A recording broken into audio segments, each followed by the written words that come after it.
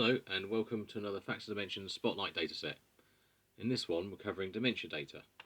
You can see here I've actually got two tabs open.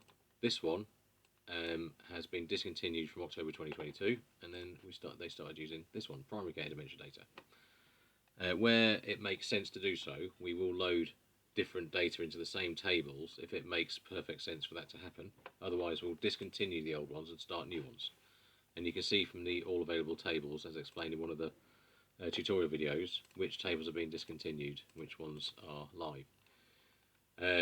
We've got data going back to 2013, well over 9.5 million rows of data, so lots of detail. I'm just querying a few of the currently live tables. Let's see. Got a diagnosis rate by NHS organisation, and you can see there that sort of data. Prescribing of antipsychotics medicine by practice. By age, care plans, referrals, assessments. There's the measures. By ethnicity and commissioner level.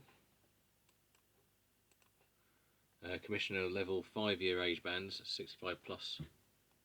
There you go, that's the breakdown. And the diagnosis rate by geography organisation. So that's where the organisation is based. And that's the breakdown there. So that's that. Thanks.